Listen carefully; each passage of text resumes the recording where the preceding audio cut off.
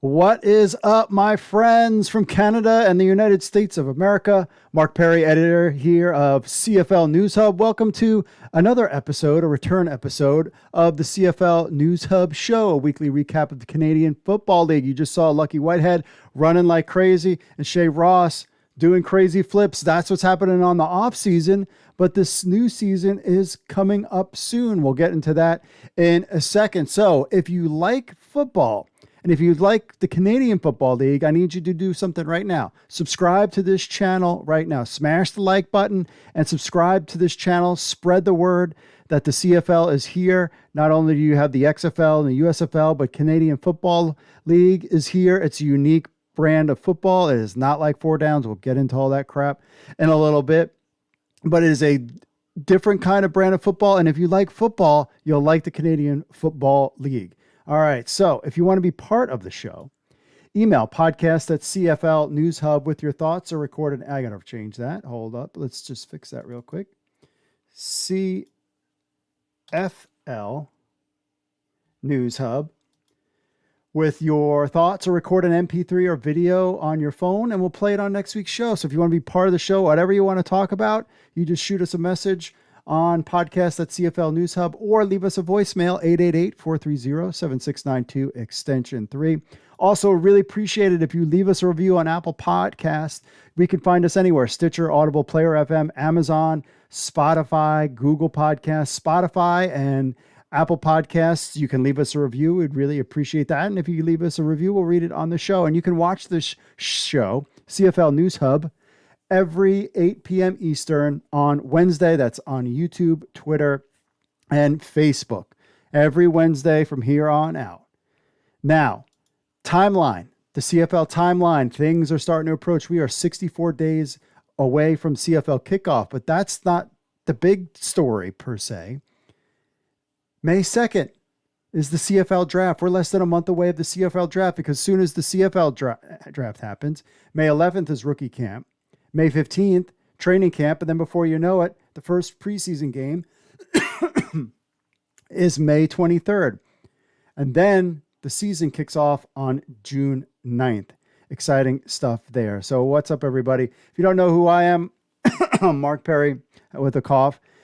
I am the news editor of CFL News Hub, which we've been around for over a year now, covering the Canadian Football League, and our staff has grown a lot over the past couple months. We're excited about bringing you full coverage of the Canadian Football League this season, as well as I run CFL or USFL News Hub and XFL News Hub, just to name a few. Now, that's part of, so what's this plan going forward? So basically we have our USFL and XFL shows on Monday night, CFL on Wednesday nights, but also we have a couple other interesting things going forward that I want to talk to you about. So we'll do our normal things, but on this week's show, we're going to talk about what's coming, the preview, or the Toronto Argonauts draft preview. Plus, we'll talk about our CFL phone app and CFL fantasy football. That's right. So part of things that we're doing is we created an application, and I'll show that later on the show, called News Hub Fantasy, because I played the fantasy football of the CFL last year, and I didn't like it. And I wanted to play it. So unlike other people that just sit and complain about stuff, I was like, you know what? I'm just going to make one myself. So I spent the last year building it out. And right now there's actually USFL drafts going on. And so the idea is that the USFL season will play, and this is kind of like a practice run for CFL fantasy, because we'll be able to do drafts and get data and do all the calculations for games and whatever. Get through that season. Then in June, you'll have CFL fantasy football ready to play at that point. And then we'll play that through the whole season. We're still in alpha. We call it alpha just because we're trying to work out the kinks. Then play that through the whole season.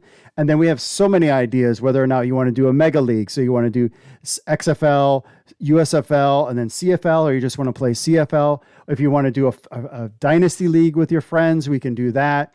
If you want to, I don't even know how you can kind of do it, but there's a lot, especially with the CFL rules. There's some ideas that I have that we'll talk about later on in other episodes about how to handle fantasy football when it comes to the Canadian Football League, because you have one problem is the number of teams. There's an odd number of teams. The second problem that was frustrating for me all last season was the fact that always pulling the quarterback out when they're on the 1 or 2 yard line, and some guy who took 2 snaps gets like 2 touchdowns. I'm thinking about, and I want to get your reaction. Leave us a message in the comments of what you think about it. I'm thinking about actually picking the team, and that team quarterback, basically you pick the team. So if I was the Hamilton Tiger Cats, I would get Dane Evans and anybody else who comes into the game at that point.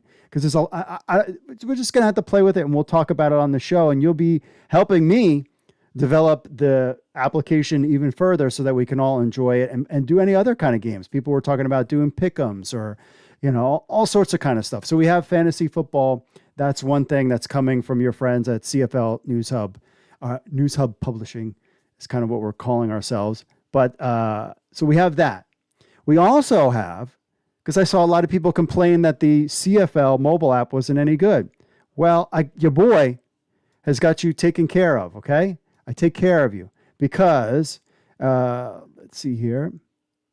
I have for you, if you go to the Android store, you can download the CFL News Hub app on your phone. That's right. So if you just go into the Google Play Store and just type in CFL, our app will come up. We just launched it about a month ago. We are working right now on an iPhone app too as well. So again, love your feedback. What do you like? What do you don't like? Tell me what you want to make improvements. We'll make this thing awesome, kick butt.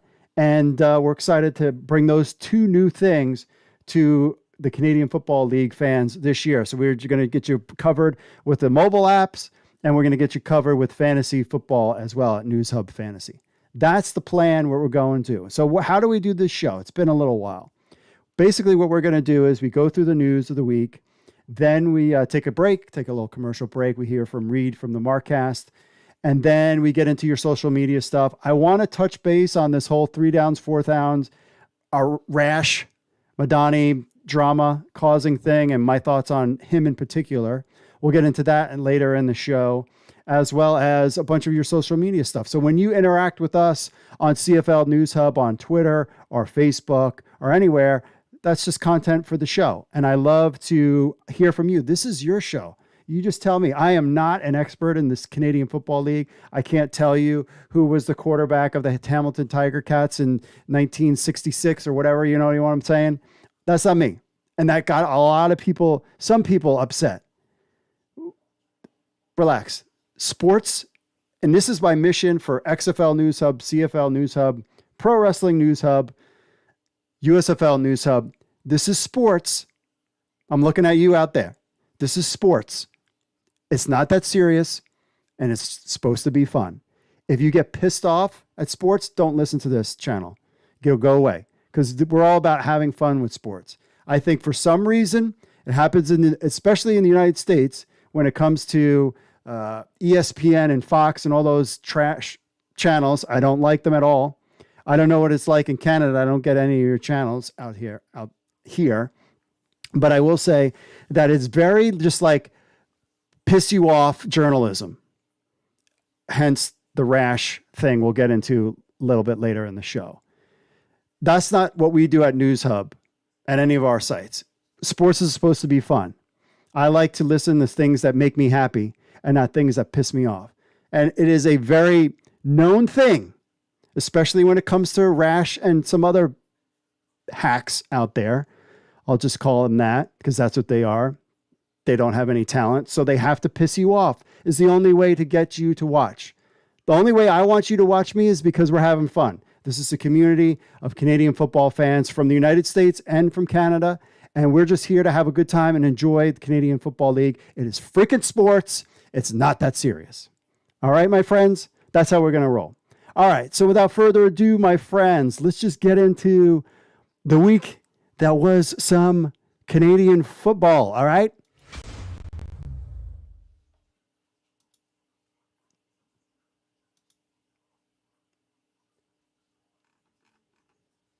That's not it. So our man Mike Mitchell has his draft preview. Now, all the writers at CFL News Hub are going to come out with their own draft preview. So Mike, of course, the Toronto Argonauts reporter for CFL News Hub, he's got breaking down his draft preview, and it's extensive. So there are Argonauts. The CFL finally coming back to business. A month from now, CFL teams report to training camp on May 15th. Preseason games will return for the first time in 3 years. Think about that. The regular season is back to its normal scheduled time in early June after the league played a truncated schedule in 2021, which commenced late in the summer. And then CFL teams are back to a 21-week regular season. Lots of fun to be had with fantasy football and other stuff. So what has also returned is the standard form is the Cfl Draft Process. In March, the CFL had 3 in-person regional combines, culminating in the league's combine, which took place at the University of Toronto on March 25th and 27th. If you want to, you can go on to the CFL's YouTube channel and check it out. If you're a super nerd when it comes to these players, I had it on. They did a good job, and that's what you got to do is put it out there for fans to check out if you're not going to be covering things like the NFL Network does here in the States.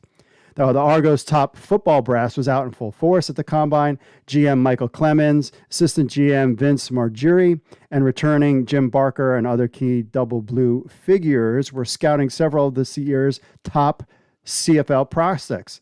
For more that went down, from a Toronto's perspective, check out a fantastic behind-the-scenes 3-day event written by Mike Hogan of Argonauts.ca if you want to do that. So since seeing CFL teams like the Argos back into a fully fledged in-person player evaluating was a welcome sight after the you-know-what limited everything for the last couple of years.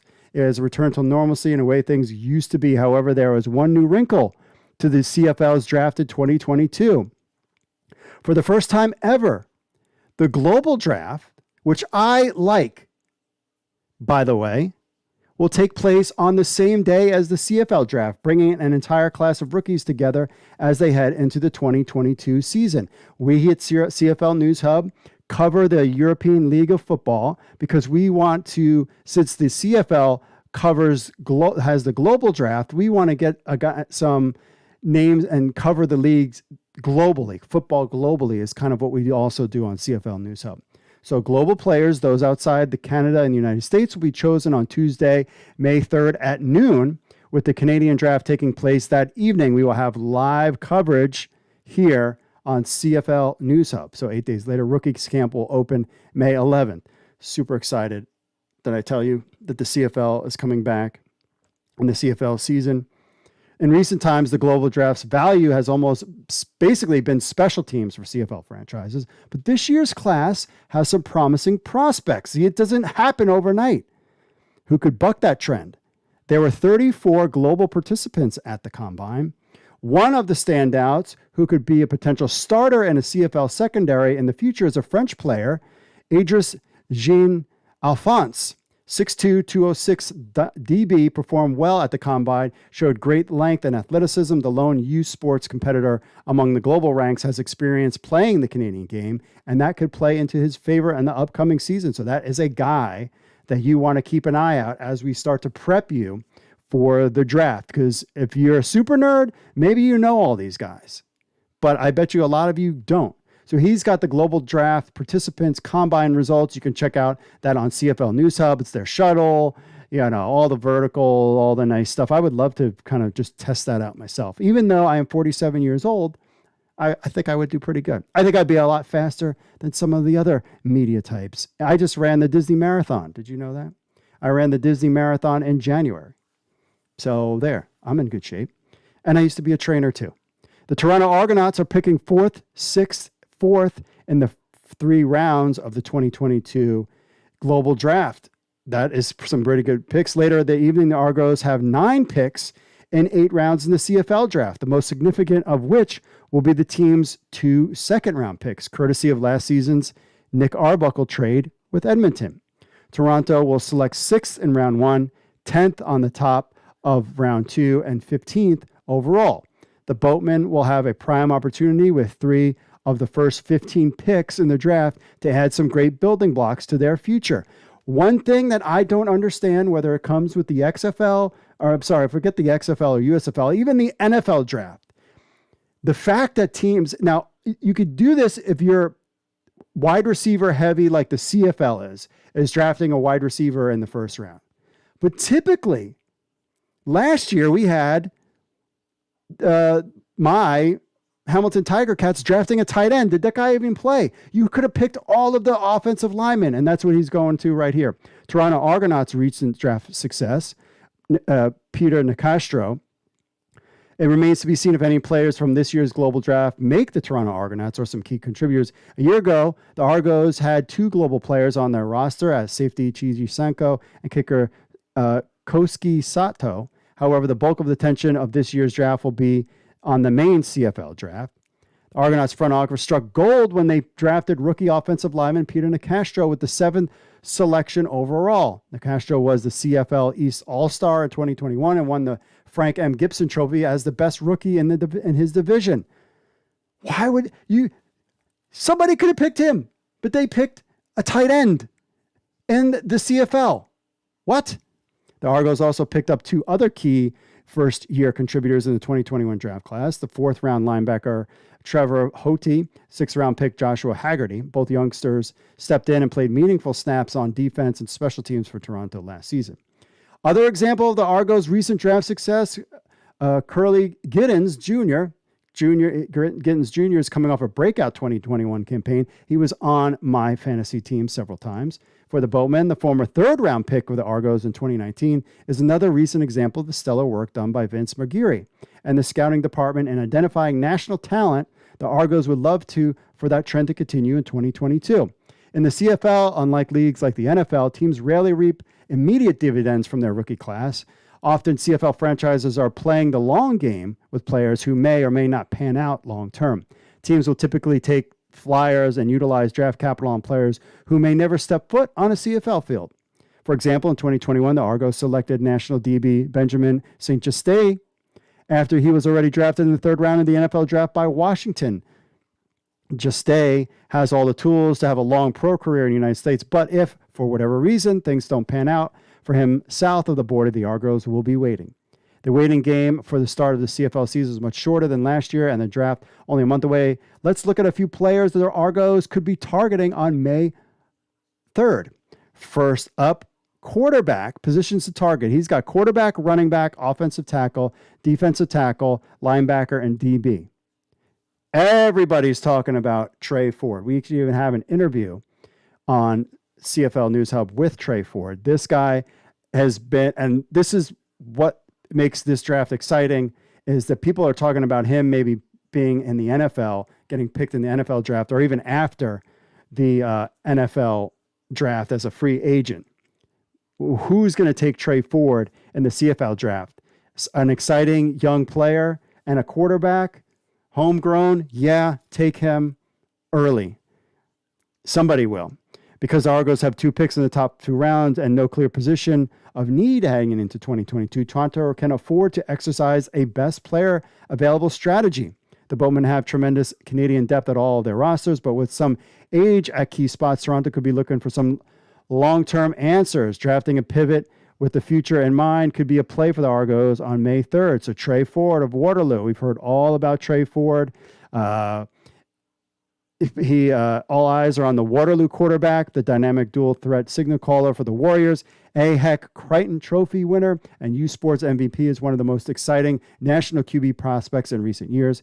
He's an elite athlete who averaged over 100 yards per game rushing in 2021. Trey Ford's speed was on full display at the Pro Day, where he ran a 4.45 in the 40 dash.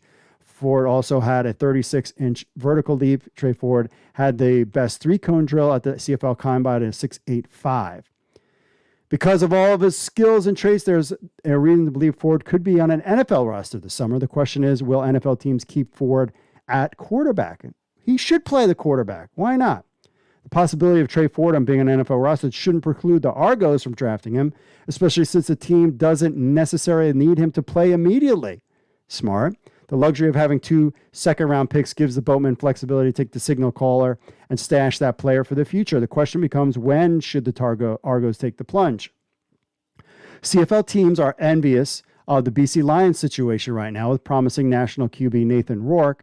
The Leos are keeping their pivot all-Canadian with Michael O'Connor backing him up. It's not a case of nationalism, just of its sake. BC has an ascending 23-year-old signal in Rourke who has shown early signs of being star for years to come. There's a chance the CFL team could play the copycat role and select Ford in round one. One would think won't be the Lions, but what's to stop a team like Winnipeg from selecting Trey Ford before the Argos are on the clock at 10? Because of his size, just a shade under 6 feet, 200 pounds, pro teams in the United States might not see Trey Ford as a prototypical quarterback. Hopefully they're not going to be like, oh, we've got to switch him to wide receiver. Let him play his game. Hello, Lamar Jackson. They tried to switch him too. But in Canada, Ford has a chance if the team has the patience to be one of the CFL's best dual threat pivots since Doug Flutie. You remember him, a name and player that the Toronto faithful and longtime CFL fans are very familiar with. The Argos can afford to draft Trey Ford and sit him while McLeod Bethel Thompson retakes the reins in 2022 with Chad Kelly, don't forget about him. They're high on him. And Antonio Pipkin backing him up. It's a position of luxury that the Boatmen can have by bringing Trey Ford on board. Plus, we know about the Toronto market. Bringing an exciting player like Trey Ford in, that's good marketing too. And of course, Chad Kelly is there, and everybody's excited about him. But again, we all know what happens with American quarterbacks in the CFL. Noah Zier, Saskatchewan, offensive tackle he's got on this list. He's also got Daniel Aboye from Bryant. He's a running back. Toronto did sign 34-year-old future Hall of Fame running back Andrew Harris. Don't know why. It stands to reason that the team will be on the market for a long-term answer at that position. And top that, it's also reasonable to suggest that the Argos could be looking to keep their backfield all Canadian. He is 5'9", 220. Daniel Abayo fits the bill. He's considered by many to be the best running back prospect in the draft class. The Toronto-born Abendobi was a standout at the FCS level, amassed 2,000 all-purpose yards, 20 touchdowns at Bryant University. His bowling ball style of running could be perfect complement to Harris. Doesn't have great speed, but when it comes to ratio, the Argos would love to make their RB spot a position of strength. So could Daniel be the guy? Defensive lineman Keontae Knight, Western University. Bearing a trade of the top first round, it's doubtful that Keontae Knight falls to the Argos at 6'3", 280 standout, absolute monster at Western University. The Ajax, Ontario native, Knight was dominant in 2021, recording 52 tackles, 13 tackles for a loss, 10 sacks, 2 false fumble recoveries, en route to winning the P.J. Mitras Trophy for Lineman of the Year. Knight is on NFL teams' radar after an impressive showing at the East-West Shrine Bowl. That's another guy. Linebacker Terrell Richards from Syracuse. He had impressive combine results. He's got another CFL future star written all over him. The Syracuse linebacker, Brampton, Ontario native, could be the best football player pound for pound in this thing. Richard's skill set is so versatile that he has the capability of playing a variety of positions in Canada. So that's another guy to keep out. Of course, Tyrell Ford, Waterloo DB. Tyrell Ford, the fastest player in the combine, running a 4.4 in the 40, could have teams rushing up the card to draft him. There are several intriguing defensive backs at the CFL draft, like Coastal Carolina's Enoch Maconzo, who teams will have to wait on until 2023 since he is in the transfer portal. While Tyrell Ford brings an added dimension because of his dynamic skills as a returner. Ford returned 3 punts for touchdowns during his time with the Warriors. Ford can play safety outside as well, and clearly there's something magical in the water for the Ford family because both Tyrell and his twin brother, Trey, are dynamic talents that stand above their peers. That's just great. That is just good business for the CFL. So there's Mike Mitchell's take on who the Toronto Argonauts should be taking in this year's 2022 CFL draft. Let us know in the comments. You think he's got some guys here that the Argonauts should take? Let us know. But the draft is not too far away.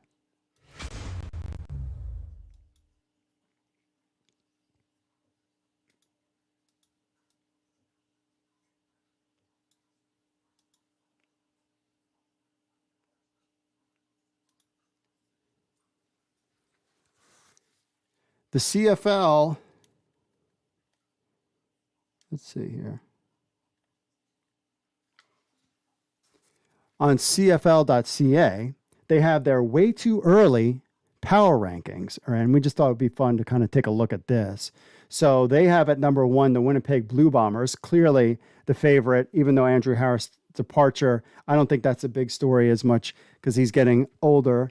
But I do think that, clearly this team is still stacked and looking to have another great season. Number 2 is your boys, Hamilton Tiger Cats. Yeah, Dane Evans is now going to take over.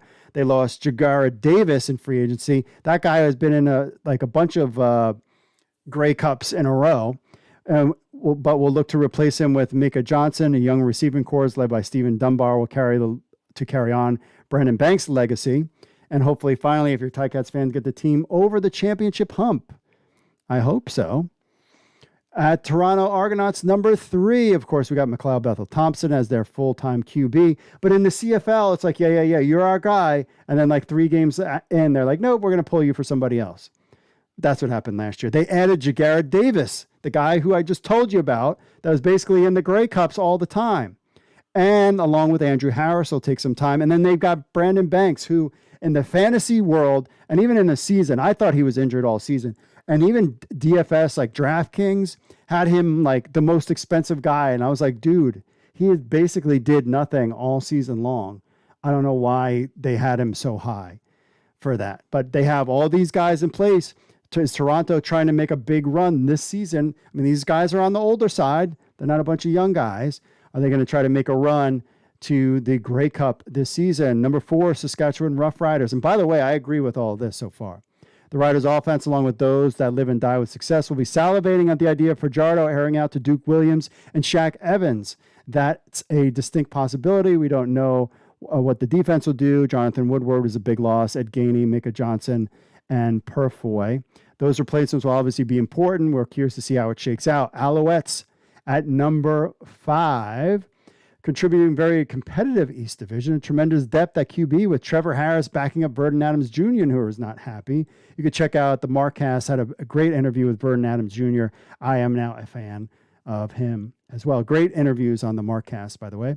Targets that include Eugene Lewis and Jake Wenicky. Always had Jake on my roster for DFS and fantasy on the CFL side. And an elite running back, and William Stanback was also a guy that I had on my thing. The loss of Money Hunter, Pat Levels, and Jamal Davis are tough ones for the defense. The offense should produce this year. If the defense can hold its own, the Owls should be in the thick of the division, where wins will be a battle every single week. Agree with this so far. Number 6, Calgary Stampeders. Starts with the O-line, Boastles, Nashville, Sean McGuinn, Ryan Skivar, and Zach Williams. They're helping protect, of course, Bo Levi, who has Kamar Jordan and Reggie Begelton back, which is Begelton played a little bit last year and kind of came in at the end, and a freshly acquired Jordan Williams Lambert to find. So he's got the weapons at wide receiver. And if that sounds familiar, Phil comes together for them this year, the Stamps are the team that could be right back in November. Look to spoil the Bombers' hopes for a three-peat. Ottawa Redblacks, spending some money, doing a lot of stuff. You got to check out the Ottawa Redblacks little videos that they do every once a month to kind of behind the scenes things. They were 3-11. I think they'll definitely be back. The team that won free agency this winter is built to fit right in with the other competitive teams in the Eastern Division. The Redblacks are set to ditch the doormat status they've held for the last 2 years. Totally agree with that. They have the former quarterback on their team from your Hamilton Tiger Cats. But it's hard for power ranking picking purposes to fully buy in on the roster that looks great on paper in late March. Team could climb once it's got a few games under its belt and their must-watch team in June. Remember, they lost their dynamic punt returner to the NFL. BC Lions, now that Michael Riley is out, but they do have the Canadian QB storyline, and they're going to do something bold with Nathan Rourke. Second-year pivot has promised, but will be carrying a lot of expectations week in and week out. His cap-friendly rookie contract helped the team keep Brian Burnham and Lucky Whitehead, who we saw the video early on, and address their kicking issues a year ago by signing Sean White. They also beefed up their defense with Purfoy and Barron, to name a couple. Number 9, the Edmonton Elks, with Chris Jones back at the helm as the GM and head coach. They have quarterbacks, with Nick Arbuckle is likely the favorite to start, but not confirmed. But now it's talking about maybe it's JT Barrett. Edmonton has done a lot of things with a great dynamic president, Victor Q, who I think is going to be on the Markcast this week. Edmonton at number 9. I don't know. I like the top 4. I'm with the top 4. But what's funny with the CFL is that anything can change year to year with all these contracts being a year or two old and then they're out. Anything can happen. You can go from worst to first at the blink of an eye in the CFL.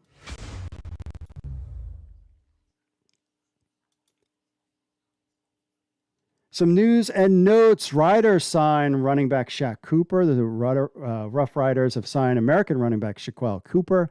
The team announced that today. Cooper, 5'10", 190, spent 2020 with the Winnipeg Blue Bombers and BC Lions in 5 games with BC. He made 33 carries for 142 yards and 1 touchdown, 11 receptions on 69 yards. And Winnipeg, Cooper contributed on special teams, making 8 punt returns for 19 yards and 5 kickoff returns for 108. Had spent time with the Elks and Argonauts, to name a few. Collegiately, the Florida native spent 3 years at Fort Hays State, played 35 games, 56 carries, 2,768 yards, at 19 touchdowns. As a sophomore in 2015, he was named Don Hassan All-American Honorable Mention and All-MMAIA First Team Running Back. So Rough Riders adding some depth at running back for this season.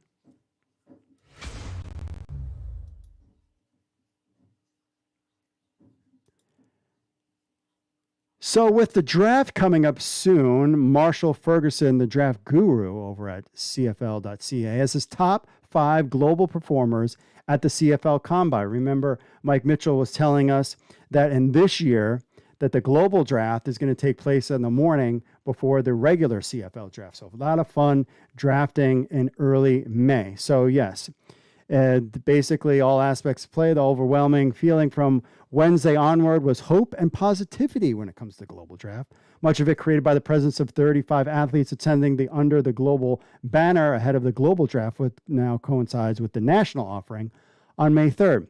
The global players came to Canada with an open mind and approach free of ego. They knew it was all of many one-stops on their international journey and wanted to make the most of it. Player after player hit us with an emphatic thank you after the smallest gesture of kindness. Camaraderie amongst the group grew as the week progressed, culminating in the global players cheering each other on during bench press testing and back into the downtown Toronto ballroom where they were broadcasting from. So there you go. So here are some guys, his top 5 global performers. First up is Carius Bronze from Latvia, a defensive lineman.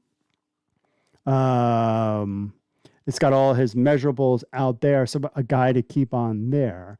That's his number 1 guy. Dig his hairdo. Body fat, peacock, pink hair. No player was more memorable to the overall experience than Latvian Carius Bronze.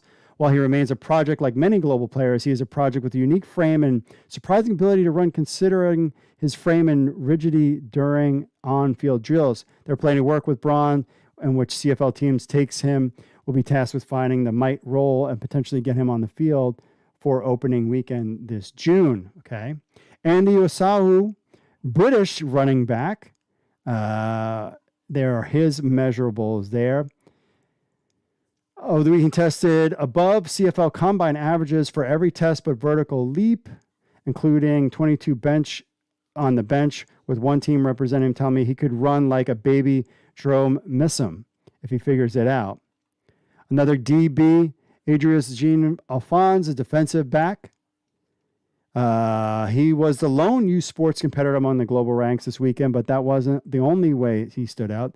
The Rouge Et Or product used his size advantage to dominate vertical and broad jumps while running an elite 40 frame. With knowledge of the Canadian game, there's no doubt the length and explosion of Jean Alphonse won't last long on May 3rd. So that's another guy to keep your eyes on there. Ryan Gomes from Brazil, linebacker, previously signed with the Ottawa Redblacks for a short stint before getting released ahead of training camp. Gomes was much discussed entering the Combine weekend as an under-the-radar tester who fits the Canadian game well and could give the same value to the team drafting him as a national, which at this point in the global program development would be a huge win. Simeon Contota, Rosario from British is defensive lineman guy.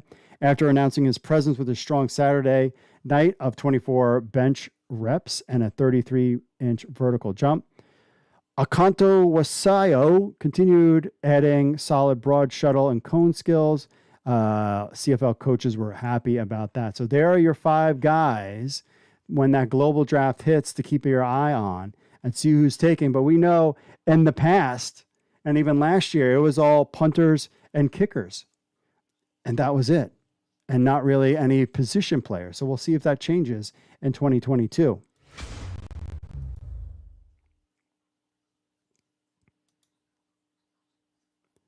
Marshall Fulkerson also has, for comparison's sakes, projecting the Combine's top prospects. Every year, he has, of course, covering the CFL Combine, watching players. He's got some comparisons are strictly based on testing metrics and athleticism over playing style. It's amazing how often it overlaps in a chicken or egg discussion between gameplay and physical characteristics. So he's got some guys who are comparing. He's comparing Trey Ford with McGill QB Demetrios Sindonios. So that is a guy to keep an eye on as far as their measurables. But Trey Ford clearly is the number one guy. And you would, I mean, if I was a team, I would take him number one. But and let the dice fall later on. But just having the rights to him, absolutely. I would just see what happens with him in the NFL. I just hope they keep him. Just stick with quarterback. But if he wants to make an NFL roster and make NFL money, you know what I mean? I don't know. Bryant, a running back, Daniel Abedajo, with Calgary's running back, Matt Walter, as 2 guys that have similar comparisons. We have Mike Mitchell talking about Daniel as the top running back.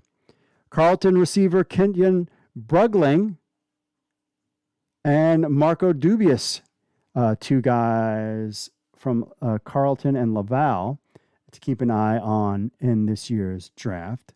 Calgary Rec Jalen Philpont and Calgary Rec Tyson Philpont. Cool. 2 guys, twins, brothers.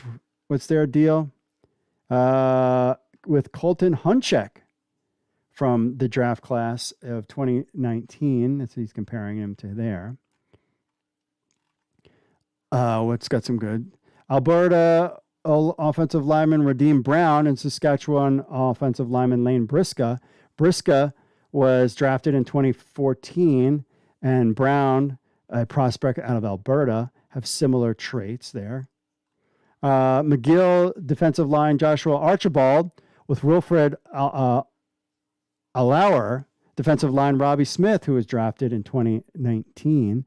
They have some similar characteristics there. Syracuse linebacker Terrell Richards, something that Mike Mitchell has talked about, with UBC linebacker Ben Haldick, drafted in 2021. He was just drafted a year ago. Similar things. And as Mike Mitchell had said, he feels that, Terrell Richards could be one of the best athletes in the draft and played at Syracuse. Waterloo DB Tyrell Ford and Concordia DB Chris Robertson. Robertson was drafted in 2013. They have some similarities there. So there you go. So taking these similar things, Colton Hunchak, Marcos Dubois was 2018. Matt Walter was drafted in 2011 at running back. And then Demetrius Sonos was drafted. Basically, both of these guys are similar, and they'll be this year's draft class of 2022. So there are some comparisons. Again, more names, just trying to fill your head with names that are going to be picked in this year's draft to get you ready for the 2022 CFL draft.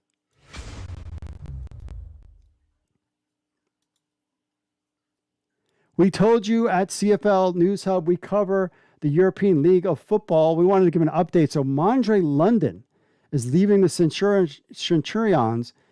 He got picked up by the USFL. And why does this matter? Because he was the MVP of the European League of Football by a wide margin. So the European League of Football's 2021 MVP, Mondre London, will not be returning to the Cologne Centurions 2022. Instead, he'll be joining the USFL's Pittsburgh Maulers for their upcoming season. London was an EFL's clear MVP in 2021, ending the season with 303 rushing attempts, 2,177 yards, 23 touchdowns in only 10 games.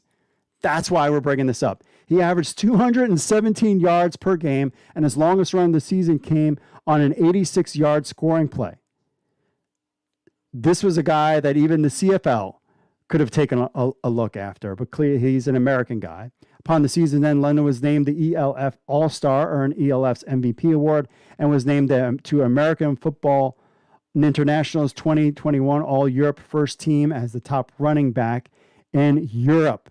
So we're happy to see him get a shot in the USFL. So we wanted to bring that up, as that ELF guys are getting picked up in the USFL. And I know I had heard that there were some ELF guys at the combine in for the CFL as well. So it's definitely, if you're a super fan of football and love to know where all these players come from, European League of Football is going to start churning out some names here in the next 3 to 5 years. That's for sure.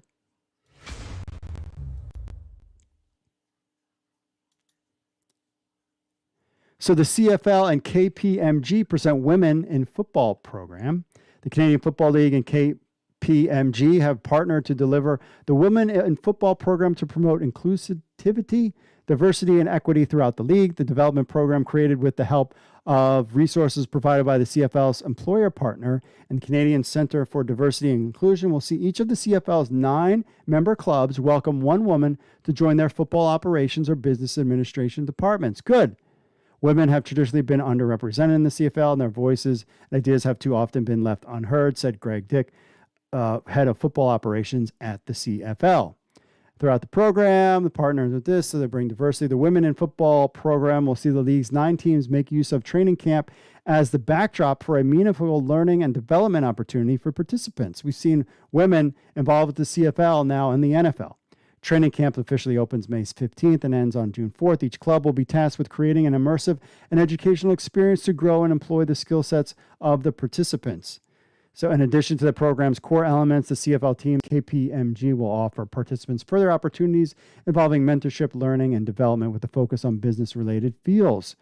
The Women in Football program represents progress, added CFL Commissioner Randy Ambrosi. It's a step in the right direction, and by no means is it the destination.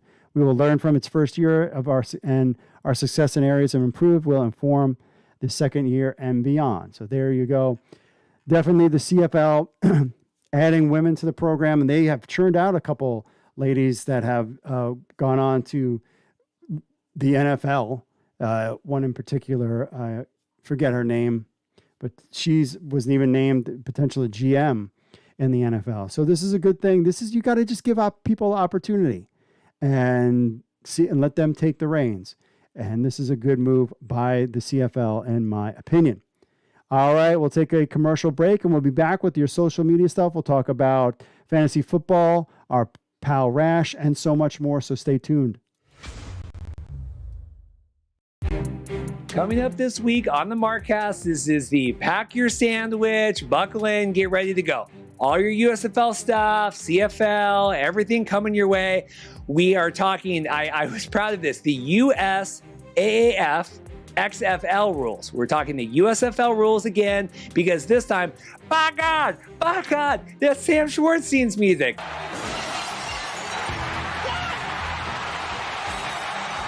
Sam Schwartzstein, godfather, creator of the XFL rulebook, is coming on to dissect all of the USFL rules. Every rule is tied together. And so you can look at a rule and be like, this is a great idea, but if you don't have the players to execute it or the coaches to execute it, or it's going to screw up something and have unintended consequences down the road for other rules that might change the way you look at the game, that's why some rules didn't make it into our thing. Then we have a legal update with friend of the show, IP and trademark lawyer out of Beverly Hills, Michael Cohen, talking about Fox Sports' response to the real USFL's amended complaint.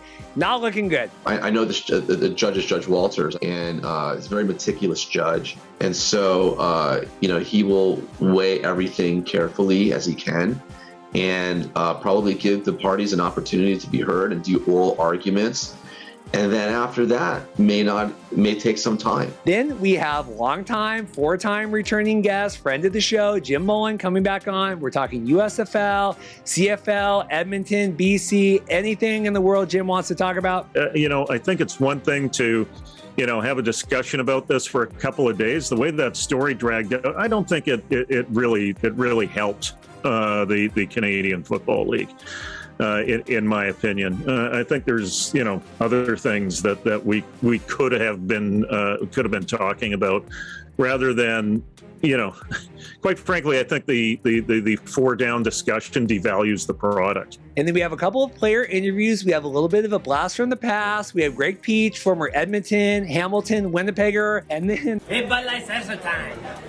Crack Your Bud Light Seltzers. We have Sergio Castillo of now the Edmonton Elks, Grey Cup winning champion with Winnipeg, coming on the show. Hope you guys enjoy.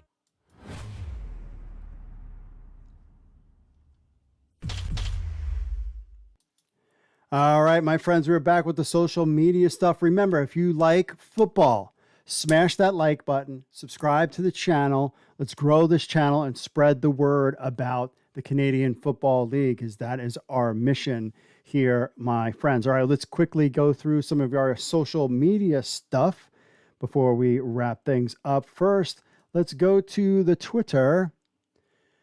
And so, again, great Twitter account, CFL_news, always puts out the best stuff. So we're going to use some of his stuff out there. So Randy Ambrosi, of course, you've heard this whole, actually, let's go here. You heard this whole story by Arash Madani. Here's the deal with Arash when it comes to CFL News Hub. We will never, ever write an article with his name in it or anything he has to say about the CFL. The guy is a hack. I don't even know why people in the Canadian media even give him the time of day to talk. It is so transparent. The guy works for a competitor. I believe he used to be a former PR guy or something like that. He knows the game. And so his job to come on to talk trash about the CFL and talk about how terrible it is. Jim Mullen explained it perfectly, saying that when that conversation has, and there is uncertainty, just like if you were in the stock market or you're into crypto, uncertainty makes the price go down, regardless if it's true or not. And having a hack like this guy on your channel or giving him the time of day to talk,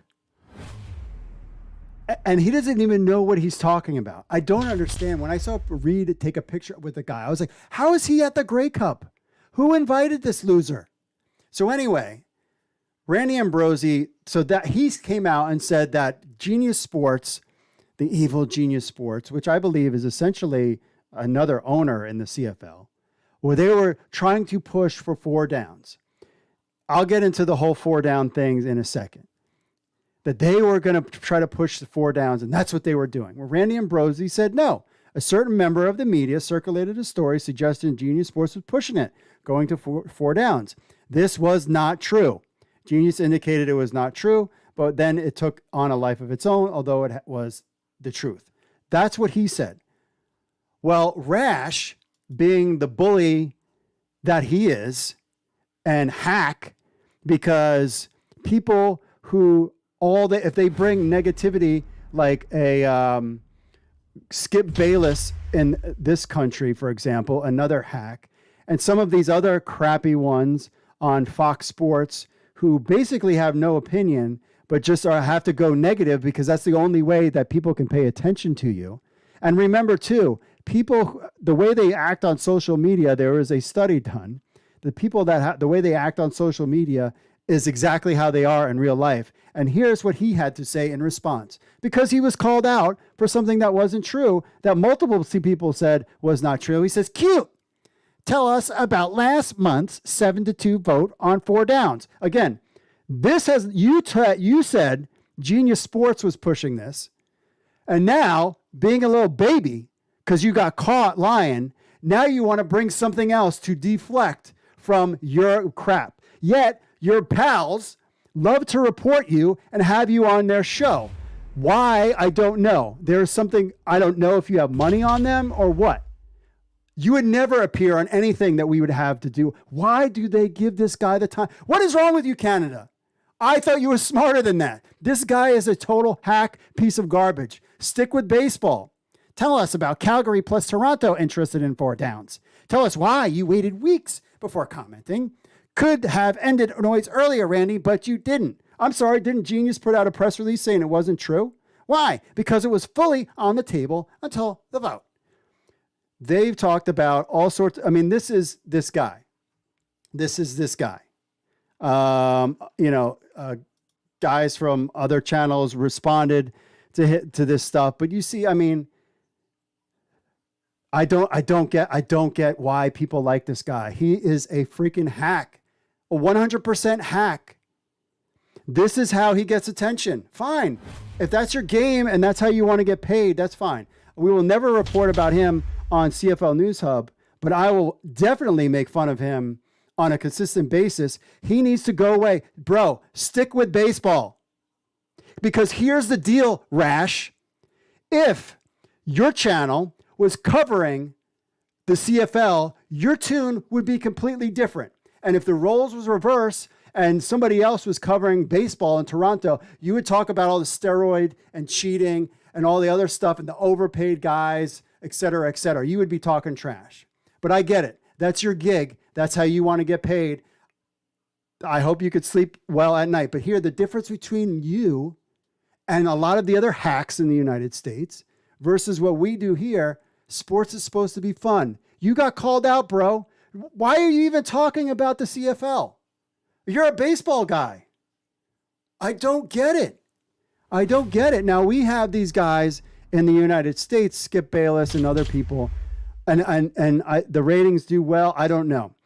It's the Fox News effect and CNN and these. Let me give you a little dose of reality of how the system works. Okay, let's take Facebook, for example. Look this up. Facebook gives you, if there's an article on the website, for example, talking about how 4 downs should happen, and you go on Facebook and you give that little angry face icon, you know what happens? That angry face icon is worth 4 times if you points, let's say, than pressing the like button or heart button. They want to put the way to get you engaged is to piss you off. And that's why you have a culture right now of these adults being little babies and freaking out over stuff because all they see on their social media stuff, in particular Facebook, is stuff that pisses them off. Why? Because they click on them and they read them. That tool is also used in places like Fox News and political talk. They're just going to say whatever they can to piss you off so that you'll be stupid enough to go listen to them. So then you get pissed off. This guy's game is exactly that, is to piss you off with no factual basis for anything to get you to listen and like.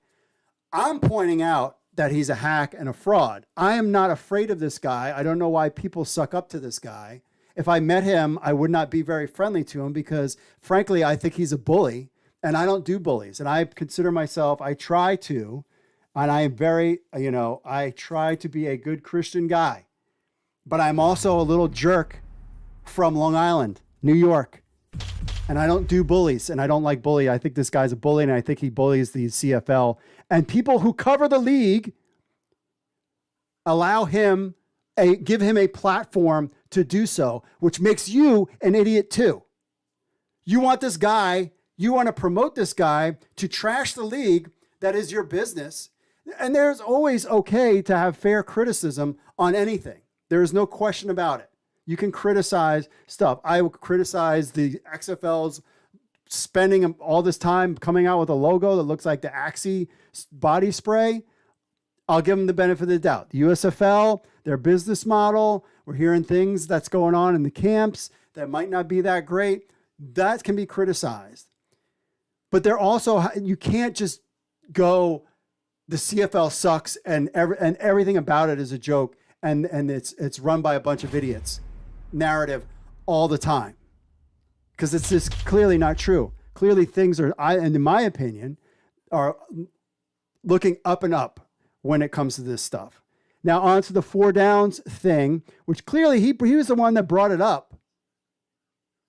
And then his response has nothing to do with what Randy Ambrosie was talking about. Bro, it is called Arash. This is called a deflection. This is what children do to deflect off. Oh, it wasn't my friends do it too. Oh, here's something else that you're hiding from us. I bet you they voted on 4 downs a lot over the course of the last 10 years or talked about it because everything is on the table. And didn't Randy Ambrosie say everything was on the table to discuss? And it was discussed. Shocker, Toronto and Calgary were interested in 4 downs. Here's the thing. The 4 downs argument needs to end now.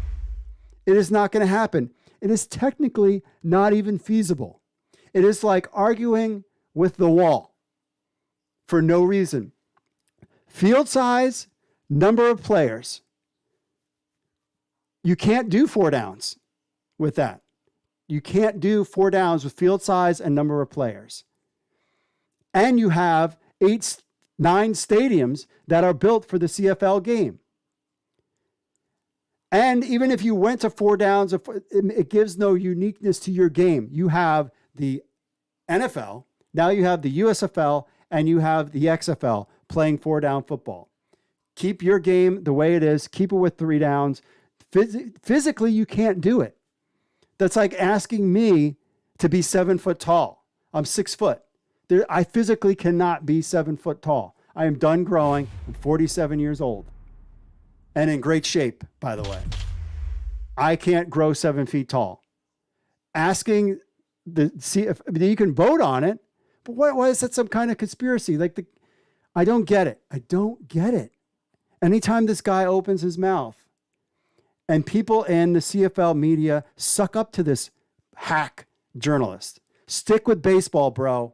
Stick with baseball. And like The Rock says, know your role and shut your mouth. Done.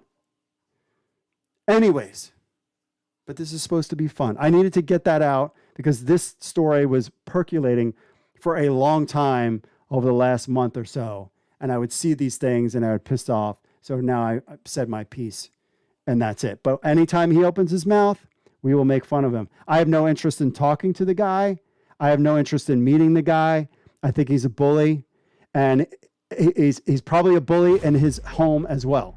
And there are people around him, and they're afraid of him. I am not afraid of him at all. I think he's a hack. Case closed. And I don't click on and read your stuff. I just read the quotes here. It wasn't like I was searching you out. I wanted to tweet you. I wanted to do all this stuff. I've said you're a hack. This is news that came to me because it was being talked about in the CFL world. So therefore, I'm going to talk about it. But I'm not seeking you out. You're a hack. Stick with baseball, broski. Other things, on a side note. Yes, it's been a while. Since September, I got to talk about CFL. Talking about Nick Arbuckle and the Elks. I'd be shocked if Nick Arbuckle was the Elks starting QB. I think there's a real chance he's not even on the Elks roster on opening day. That's Farhan Lalji talking to Jason Greger about the Elks QB situation. Why? Because JT Barrett is signed and sealed and delivered with the Elks. And because he says is not afraid to swing big, and his big swing is JT Barrett. Now, the problem is, like spring football in the United States and the CFL have something in common. Spring football, it's the facts. I think they can get it right. I don't know if I think the XFL 2.0 had the formula to make it last for 5 years. What the vibe I'm getting now, I am not sure if either one will last, but I will give them the benefit of the doubt. You know what else doesn't last when it comes to the CFL is American quarterbacks. They don't make it either, but maybe JT Barrett could be the exception to the rule. Duck Hodges was a guy, right? Paxton Lynch, who is now in the USFL. I mean, there's still guys out there. I mean, we've got Taylor Cornelius on the Elks, American guy. He did okay, but still, I don't know where if JT Barrett is the answer. It would be great. Trey Ford, JT Barrett, guys with some names, given that new sense of new blood, new quarterbacks, new stars in your league, I think would be great. And JT Barrett would get a lot of American interest as well. But we know the history of American quarterbacks in the CFL. On to some other Twitter stuff. Unknighted74, Paul Knight says, talking about Nick Arbuckle, is all going well in Calgary and 3 teams since, with a smiley face down. Yes, for Nick Arbuckle. And our own Sam Shady Sports, he did an article about former Texas Wesleyan QB Justin Arth pursuing CFL opportunities. Well, don't forget about Chase Forcade at the workout, said Coach Forcade. I assume maybe that's his father checking out, but okay, we'll get you there. All right, let's go to our Instagram real quick. Showtime NFTs is a rocket, talking about Tyrell Ford's speed of a 4.42 at the 40-yard dash at the combine, as that was pretty cool there. Would love to go up to Toronto and been there to check out the CFL combine. On to the Facebooks, same thing about the Justin Arth. John says, why are we always looking to US for players when we're here at home and have an abundance of young men who are, in my opinion, just as talented, if not more? Then Neil says, great idea. However, developing CFL QBs takes many, many reps at a very high level. That is a difficult person to find. And then John responds, not hard to do. We need to invest in our youth and schools and then show them the belief that they are good enough. Sad they go through community, then high school, then college, university, then they just say it's over, and we like those from south of the border. And it's true. Definitely. I mean, that's what the CFL needs, is that homegrown superstar. Trey Ford could be that guy. Tyrell Ford speed. Talking about that. I thought it was a meter, says Sean Crane. Okay. And another one was Henry Burris bounces back to the NFL from BC Lions. There was a whole thing about him that he was going to be in the CFL and work with the CFL, and then left. And some fans are not happy. Terry says, hopefully no one good got skipped over because he wanted the job and in turn left their job 10 days later. Yes, that was not a good look. What team is he going to? Detroit Lions? Was that it? And then Bruce says, never heard of her. That's not very nice, Bruce. Not very nice at all. All right, let's get to we wanted to show you, again, make sure you check out our News Hub Fantasy. Now, we don't have the sign-ups just yet, but you can create an account now. We have fantasy leagues for the XFL, USFL. CFL is next. We're trying to have everything for the USFL done, but probably, I would say, by the draft time, but definitely before the season, we will give you the ability to sign up for CFL teams, if not sooner than that. All right, let's take last minute, a couple of emails here. Talking about the Canadian sentiment towards CFL rules change, Grant says, fully agree. I have zero interest in Canadian NFL Light. CFL marketing department needs to learn how to market the unique aspect of the 3-down game. Totally agree with him there. And also says, I'm surprised by how many Canadians, especially younger ones, don't even know all the Canadian rules differences. CFL marketing sucks. They should be marketing it for how it is different than the NFL, not the same old, completely different game. The way hockey lovers play football, flowing, active, tactical, always moving, more action, fewer timeouts, more football. I hear that knock on the CFL a lot, that, they should just do more marketing. The problem is you need money to hire people to do marketing. Plus, you could do interns, blah, blah, blah. But yeah, I mean, this isn't a problem just to get younger viewers for the CFL. Again, another like CFL Canadian box thing. Like you think, yes, the demographic is definitely older, but the problem is that's the problem with the NFL is having a problem. Major League Baseball, they're all having this problem when it comes to getting the youth interested in their sport. So, but yes, definitely if you can frame it different, I think the games need to be on national TV If you have NFL games on national TV, but you don't have CFL games on national TV, that's the problem. Because I can tell you firsthand, when the Spring League was playing last year, we got a ton of traffic and a ton of people that were interested in it. Never even heard of it, but because it was on national TV, it did well. The one problem that you need to fix amongst the rules, some rule tweaks or whatever, is definitely getting your games on national TV. That's how you got to do it. And amongst other things, but that's how you fix the game. That's how you help the game. That would help more than anything else. But you know what else will help? First of all, I want to say what's up to everybody in the chat room. Appreciate everybody for watching. Make sure you smash that like button and subscribe to this channel. Help spread the word about CFL football. We got 10.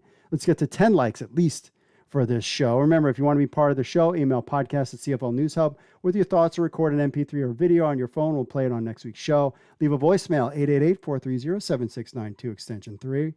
Leave us a review on Apple Podcasts and watch our show live at 8 p.m. Eastern every Wednesday on the YouTube, Twitter, and Facebook. Again, glad to be back talking the Canadian Football League. We got a lot of fun stuff planned for this show going forward. That's it for me, folks. God bless you. Stay safe out there, and we'll see you all later.